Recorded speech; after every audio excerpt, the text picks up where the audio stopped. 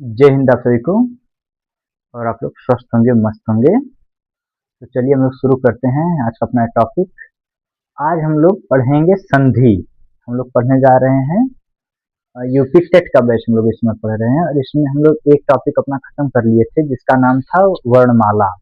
वर्णमाला में हम लोग 2-3 वीडियो बनाए थे, छोटी छोटी 20-20, 25-25 मिनट की, और बना करके हम लोग उसको पूरा खत्म कर लिए थे। अब आज के वीडियो में हम लोग पढ़ेंगे संधि, समझेंगे कि संधि क्या होती है, संधि के भेद कितने होते हैं, ये सब समझते हुए हम लोग थोड़ा सा मतलब जो पहली है स्वर संधि, उस पर हम लोग थोड़ा सा जिक्र करेंगे। बाकी कल कल इसको खत्म ही कर देंगे, क्योंकि आज 15-20 मिनट का टॉपिक हुआ और कल 15-20 मिनट टॉपिक हुआ, इससे ज्यादा का संधि है नहीं, और बहुत मुश्किल काम है नहीं संधि समझना, है ना। तो चलिए हम लोग एक बार देखते हैं कि संधि क्या। आप लोग कॉपी कलम निकाल लीजिए, कॉन्सेप्ट को नोट करते हुए चलेंगे, है ना। तो चलिए शुरू करते हैं। संधि, जो शब्द संधि है ना, तो हम लोग कई बार सोचते ये हैं कि दरअसल ये बस केवल व्याकरण का मामला है। दो चीजें आपस में जोड़ दी जाए तो उसे क्या कहते हैं, संधि कहते हैं, और ये बड़ा मुश्किल काम है, ऐसा है नहीं। एक लेखक हुए हैं, लेखक हैं, कवि हैं, छायावाद के प्रवर्तक माने जाते हैं, जयशंकर प्रसाद, है ना। उनकी रचना में एक पंक्ति आती है कि तुमको अपनी स्मृति रेखा से यह संधि पत्र लिखना होगा, है ना, ऐसा करके एक पंक्ति आती है। तो संधि का मतलब केवल ये नहीं है कि बस व्याकरणिक मामला ही होता है संधि का। संधि का मतलब ये है कि दो चीजें आपस में मिल रही हों तो वहां पे क्या होती है, संधि होती है। और केवल मामला मिलने भर का है कि मामला मिलने के बाद उसमें परिवर्तन होने का है, सबसे बड़ी गौरतलब बात तो यह है कि केवल चीजें मिले तो संधि हो जाएगी, ऐसी कोई जरूरी बात नहीं है। जरूरी बात क्या है कि जब दो चीजें आपस में मिलें और उनमें कुछ विकार उत्पन्न हो। विकार का मतलब आप ऐसे समझे, डिस्टरबेंस उत्पन्न हो। डिस्टरबेंस का मतलब ये है कि मतलब एक नई चीज बने, कुछ नया क्रिएशन हो, है ना। तो वहां पे क्या होती है, संधि होती है। जैसे एक शब्द हम लिख के आपको पहले समझा देते हैं इस बात को। जैसे अगर आपको लिखना हो, मान लीजिए कि रसोई घर, आपको ऐसे लिखना हो रसोई और प्लस घर, है ना। तो आप फिर इसको क्या कर सकते हैं, एक जगह ले आएंगे तो लिख देंगे रसोई घर, रसोई घर, है ना। ऐसे करके आप कोई भी शब्द ऐसा सोच सकते हैं। तो इसमें कोई संधि नहीं हुई। ये जो दो शब्द हम लोग पास मिलाए रसोई प्लस घर करके, तो जो रसोई घर बना, इसमें कोई संधि नहीं हुई। संधि क्यों नहीं हुई, दो शब्द तो पास में आए, लेकिन शब्दों के पास आने से कोई नया क्रिएशन नहीं हुआ, कोई नई बात उत्पन्न नहीं हो गई है, इसलिए यहाँ पे कोई संधि नहीं हुई, है ना। ऐसे करके ये दरअसल एक समास का उदाहरण था, हम ये समझा रहे थे आप लोगों को।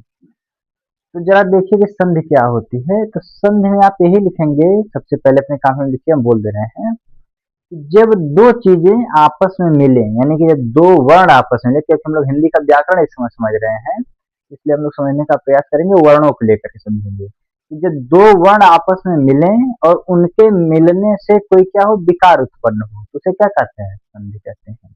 लिख लीजिए, जब दो वर्ण आपस में मिलते हैं,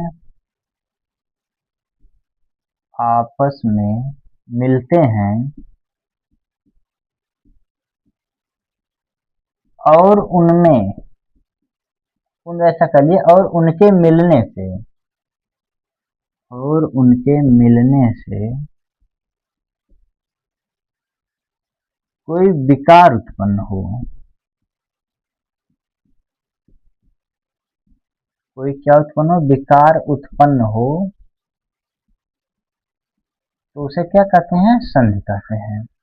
आप लोग सबसे बड़ी बात याद रखेंगे कि विकार उत्पन्न होना जरूरी है, डिस्टरबेंस होना जरूरी है। चलिए इसको नोट कर लीजिए एक बार। संधि किसको कहते हैं, जब दो वर्ण आपस में मिलते हों और उनसे के मिलने पर कोई विकार उत्पन्न हो, तो उसे क्या कहते हैं, संधि कहते हैं। आगे देखिए जरा। अब अगर हम लोग बात करते हैं कि हिंदी में, तो हिंदी में 3 प्रकार की संधि मानी गई है। अगर हम लोग संधि का एक बार विभाजन करें से, तो 3 तरीके की संधि होती है। एक का नाम है स्वर संधि, एक का नाम है स्वर संधि, एक का नाम है व्यंजन संधि। और एक का नाम तो तीसरे का क्या है, विसर्ग संधि, ये आप लोग जानते ही होंगे। संधि तीन प्रकार की मानी गई है। कई प्रकार की संधि है, तीन प्रकार की।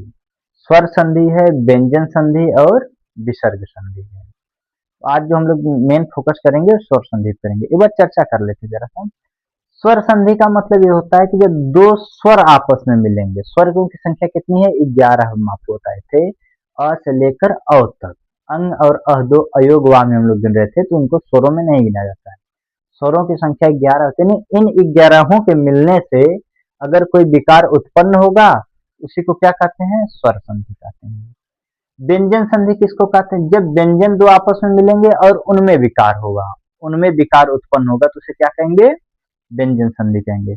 और विसर्ग में क्या होता है, जब विसर्ग के मिलने से कोई नया शब्द बनता है, कोई नया भाव उत्पन्न होता है, तो वहां पे कौन सी संधि होती है, विसर्ग संधि। तो व्यंजन विसर्ग को हम लोग कल पढ़ते हैं, आज पहले पढ़ेंगे स्वर संधि को। चलिए बनाइए हेडिंग स्वर संधि।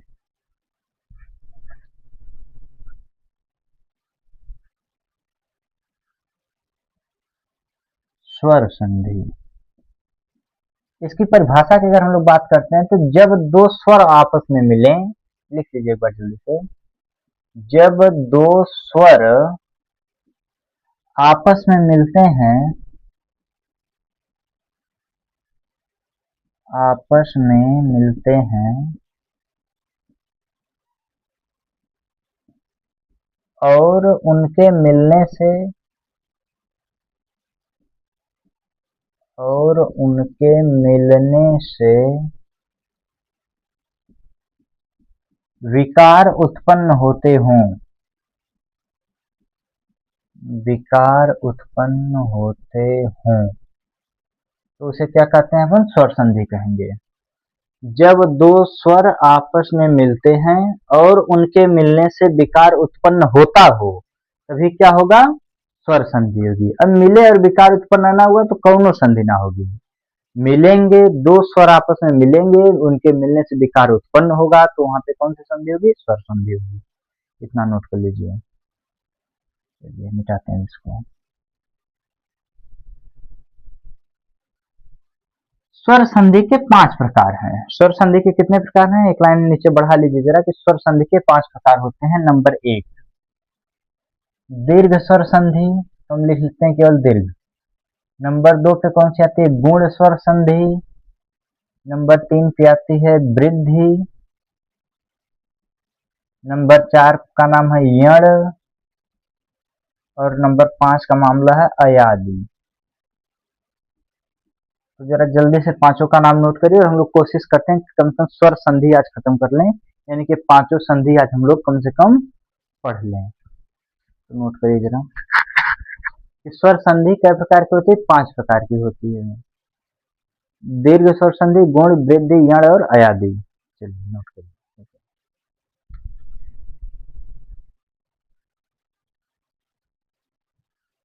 अब हेडिंग हम लोग देखते हैं, बनाइए दीर्घ स्वर संधि। दीर्घ, दीर्घ में इतना सा मामला है कि 3 ग्रुप बनेंगे। कौन कौन से 3 ग्रुप बनेंगे, जरा हमारे साथ एक बार बना लीजिए। अ और आ का, ताकि स्वर कब लेना है, केवल ई और ई का, उ प्लस उ का। इसमें कुल मिला के 3 ग्रुप बनते हैं। ये दोनों आपस में आएंगे तो बड़ा वाला अ बनता है, ये दोनों आपस में आएंगे तो बड़ी वाली ई बनती है, और ये दोनों आपस में आते हैं तो बड़ा वाला उ बनता है। बस इतनी सी बात है दीर्घ स्वर संधि में। यानी कि दीर्घ स्वर संधि उसे कहते हैं कि जब क्या होता है, स्वर आपस में मिलेंगे और उन्हीं का बड़ा स्वरूप बन जाएगा। तो बड़ा स्वरूप बनने का मतलब कि छोटा अ या बड़ा अ दोनों आपस में मिलेंगे तो क्या हो जाता है, बड़ा अ हो जाता है। छोटी ई बड़ी ई, ये चाहे कैसे मिलेंगे, बड़ी ई मिल सकते हैं, छोटी ई बड़ी ई से मिल सकती है, बड़ी ई छोटी ई से मिल सकती है, कुछ भी हो सकता है। तो बनेगी फाइनली बड़ी ई। और जो ऊ है, ऊ में छोटा ऊ फिर भी बड़ा ऊ और बड़ा ऊ मिलेगा फिर भी बड़ा ऊ और छोटा ऊ मिलेगा फिर भी बड़ा ऊ, यानी कि फाइनल जो प्रोडक्ट बनेगा वो बड़ा का ही बनेगा। इसलिए तो इसका नाम क्या रखा गया, दीर्घ। दीर्घ का मतलब होता है बड़ा, दीर्घ का मतलब क्या होता है, बड़ा।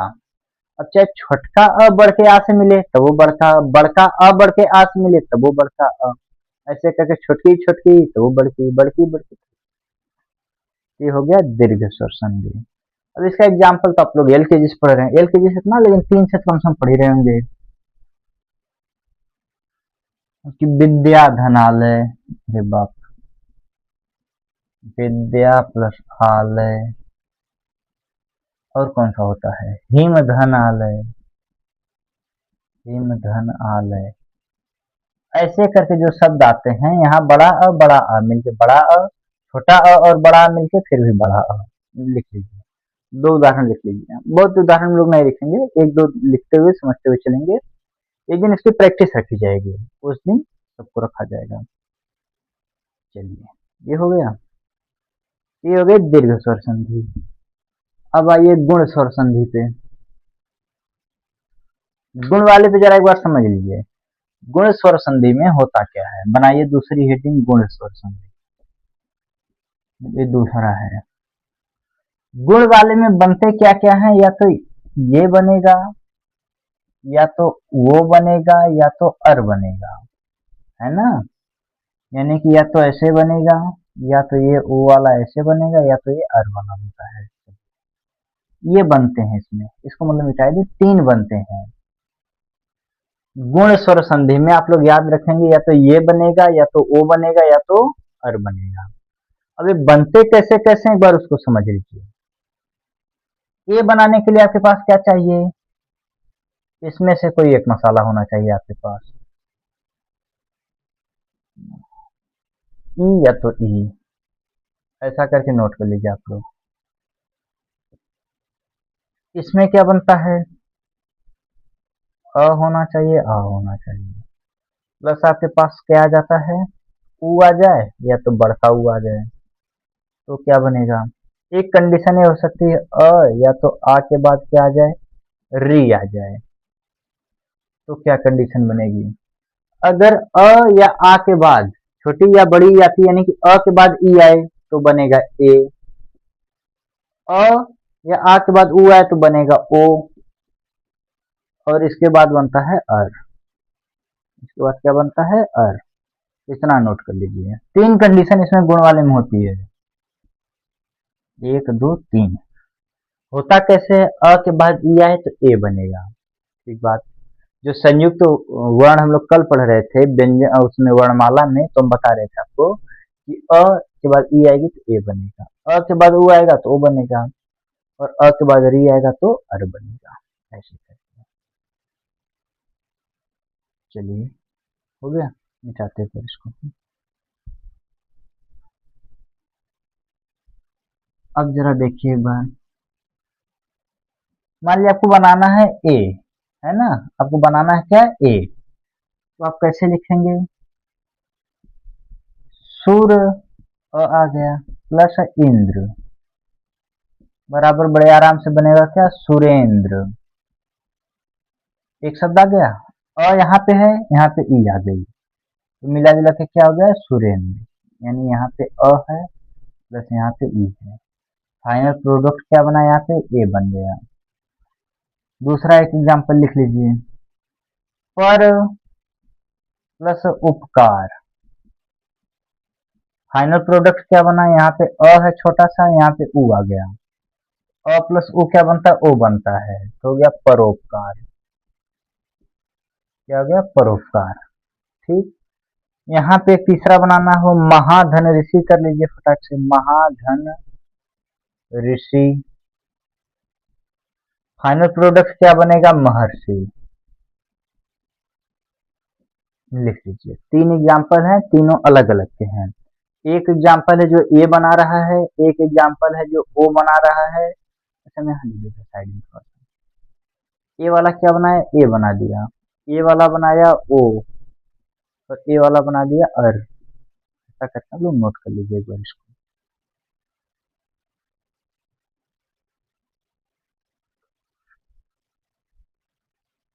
है ना। चलिए, नोट हो गया।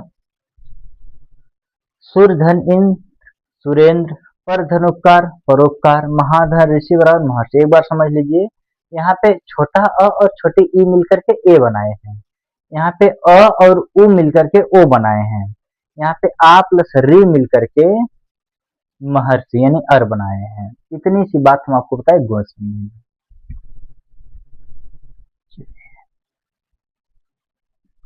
और नहीं तो इससे आसान तरीका क्या है कि हमारे गुरु हुआ करते थे, वो कहते बाबू जब एक चुटकी आए तो उसको समझना है गुण संधि। इसका मामला क्या है, कहें गुरु बाबू जब ऐसे एक आ जाए तो आप उसको क्या समझोगे, यहाँ पे एक है यहाँ पे एक है, ये कौन सा होता है, हमेशा गुण संधि पे जाओगे,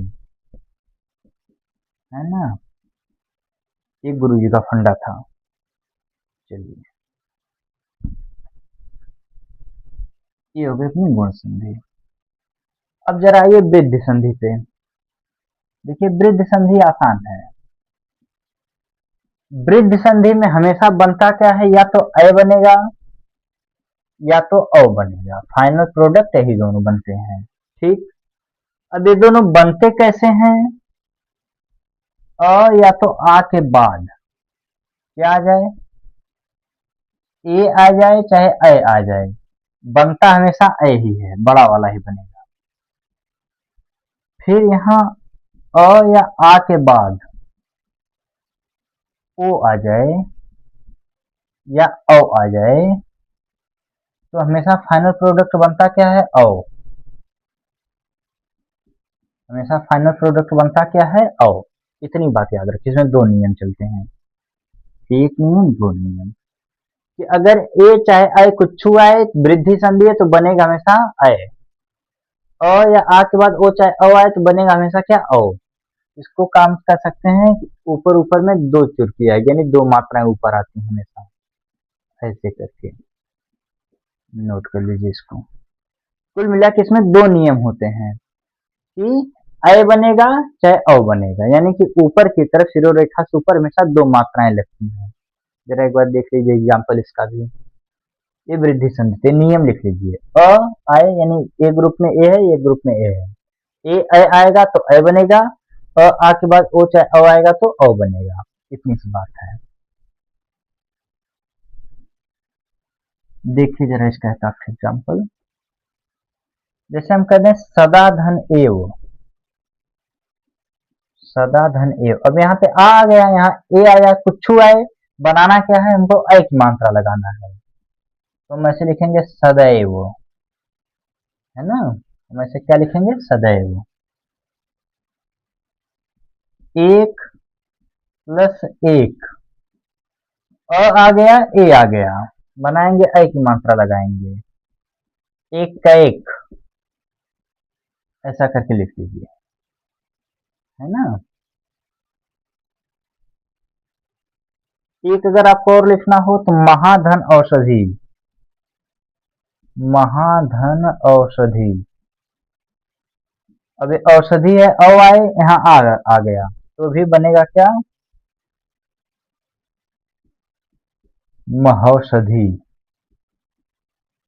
ऐसे एग्जाम्पल होते हैं वृद्ध संधि के, लिख लीजिए ऐसे करके। यानी कुछ आए लगेगी इधर दो मात्रा वाला, ठीक। अगर बीच में दो मात्रा वाला आ गया, तुरंत कहाँ जाना है, वृद्ध संधि के पास जाना है। इतनी बात समझ आई क्या, अगर इतनी बात समझ आ गई तो बड़ी कृपा हुई। आइए आगे देखते हैं अपन। वृद्ध संधि के बाद कौन सी हो गई, दीर्घ स्वर संधि हो गई, गुण स्वर संधि हो गई, वृद्धि हो गई, यण। यण बनाइए हेडिंग, चौथी है यण, यण स्वर संधि। यण स्वर संधि में क्या होता है, य व र से पहले, इसका नियम यही है, य व र से पहले आधा वर्ण आता है। से पहले लिख लीजिए एक बार, ऐसे परिभाषा में करके लिख लीजिए, य व र से पहले आधा वर्ण आता है।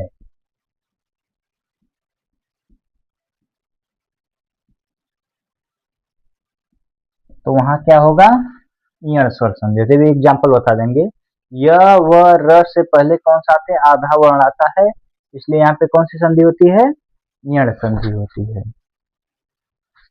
चलिए इतना लिख लीजिए पहले।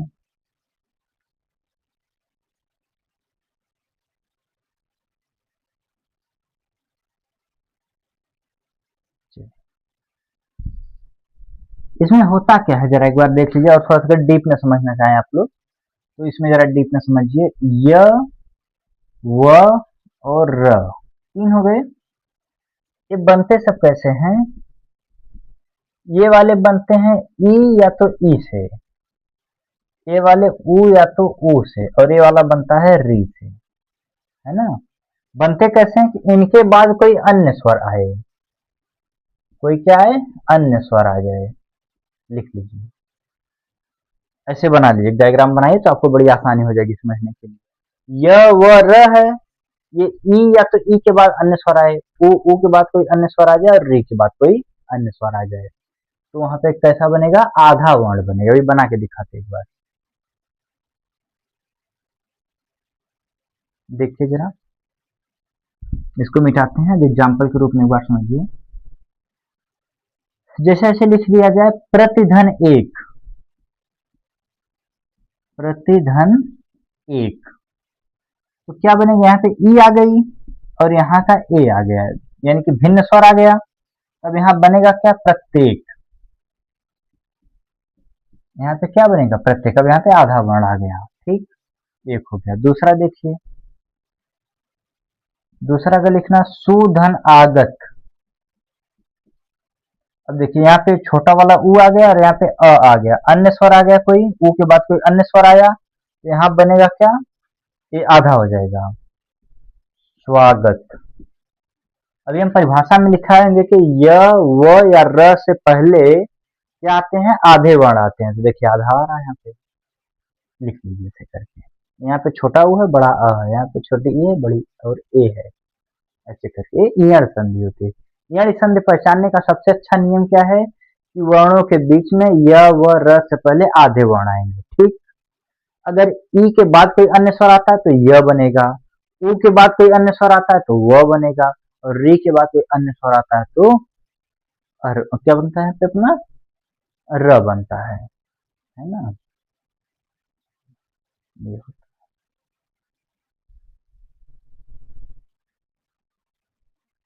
ये अपनी हो गई ईयड़ संधि। अब एक और समझा देते हैं, अयादी, पांचवा होती है अयादी संधि। बनाइए हेडिंग, अयादी संधि। अयादी संधि में आप कुछ मत करिए, केवल चार शब्द पकड़ लीजिए। क्या करिए, चार शब्द पकड़ लीजिए। देखिए, एक शब्द है अय, एक है आय, एक शब्द है अव, एक शब्द है आव। बस आप ये चार शब्द पकड़ लीजिए, आपकी अयादी संधि खत्म हो जाएगी। अय, आय, अव, आव, ये चार शब्द, उन शब्दों के अगर बीच में आ रहे हैं तो वहां पे कौन सी संधि होगी, अयादी संधि। वे कैसे होती है बताते हैं, पहले इसको नोट कर लीजिए। अय, आय, अव और आव, ऐसा करके होते हैं। कैसे होते हैं,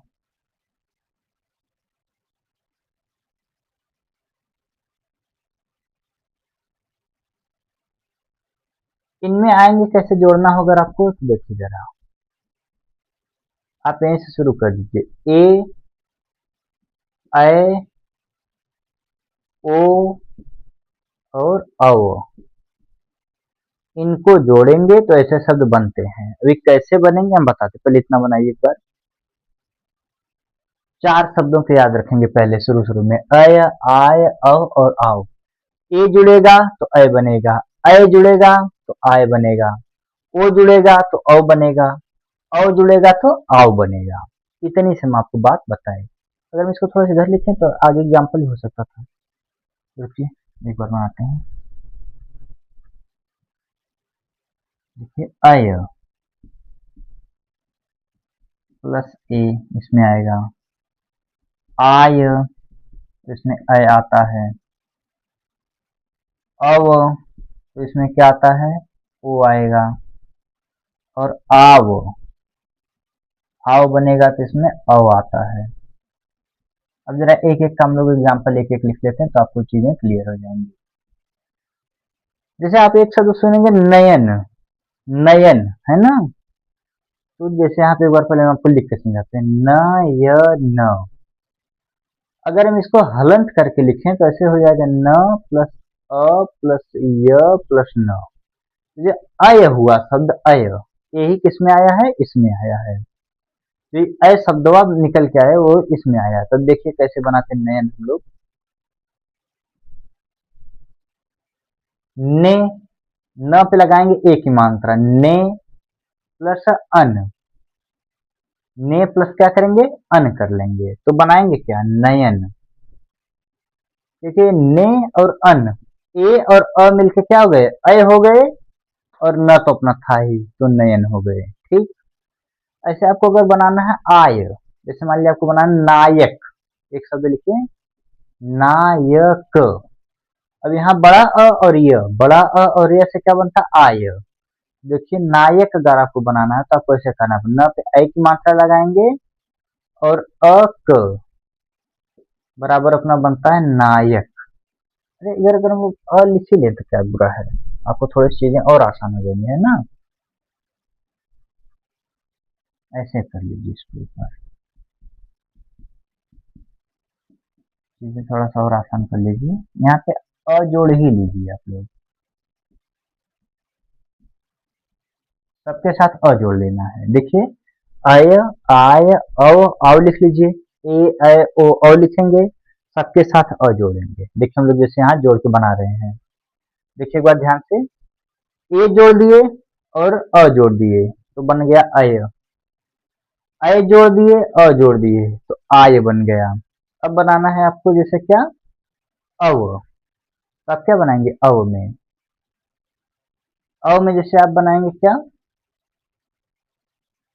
मान लीजिए एक शब्द अगर हम लिखते हैं क्या, पवन, पवन, है ना। तब अगर इसको हम हलंत लिख के कर देते प प्लस अ प्लस व और न, अब आ गया इसमें। जरा देखिए पवन को कैसे बनाएंगे हम लोग, पवन को जब लिखना होगा तो हम लिखेंगे पो, प पे ओ की मात्रा लगाएंगे और अन लिखेंगे, क्या लिखेंगे, पो प्लस अन लिखेंगे, तो क्या बनाएंगे, पवन, है ना। अब अगर यहाँ पे हमको आव बनाना है, जैसे मान लीजिए पावक, एक शब्द होता है पावक, अब हमको आव बनाना है, प पे अगर हलन लगाएंगे तो यहाँ पे आव हो जाएगा। तो आव के लिए हम क्या करेंगे, प पे अव की मात्रा लगाएंगे, पव घन अक बराबर अपना होता है पावक। एक बार नोट कर लिए, फिर से समझा देते हैं, एक बार इतना नोट कर लीजिए, नहीं समझ आता तो दोबारा भी समझा देते हैं एक बार। पहले इस चारों शब्दों का आप लोग याद रखेंगे तो ही बात बन पाएगी भाई। देखो अय, आय, अव और आव, ये बनते कैसे हैं, ए प्लस अ जोड़ के, ए प्लस अ जोड़ेंगे तो बनेगा अय, अय प्लस अ जोड़ेंगे तो बनता है आय, ओ प्लस अ जोड़ेंगे तो बनता है अव, अव प्लस अ जोड़ेंगे तो बनता है आव। एग्जाम्पल यहाँ पर है, आप पढ़ के देख सकते, समझ सकते हैं। शब्दों को नोट कर लीजिए अच्छी तरह से, याद में रखिए, मस्तिष्क में अपने बनाए रखिए इसको। तो हमको उम्मीद है कि व्यंजन जो क्या स्वर संधि है अपनी, इसमें इससे बाहर नहीं आएगा कुछ, कितना भी आपसे डीप जाके पूछ लेंगे, इससे बाहर वो उनकी पूछने की क्षमता नहीं है यूपी टेट को लेकर के। ठीक बात। तो चलिए इस सेशन को आप लोग ध्यान से पढ़िए, रिवाइज करिए 2 बार, और अगर कुछ नहीं समझा, कोई शब्द है जिसकी संधि विच्छेद आपसे नहीं हो पा रहे, स्वर संधि में है, तो उसको कमेंट बॉक्स में लिखेंगे। कल हम लोग पढ़ने का प्रयास करेंगे व्यंजन संधि और विसर्ग संधि। व्यंजन संधि में कुछ नियम पढ़ने होते हैं और विसर्ग में भी कुछ नियम होते हैं। इन सब नियमों को हम लोग कल पढ़ के खत्म करते हैं। चलिए स्वस्थ रहिए, मस्त रहिए, जय हिंद।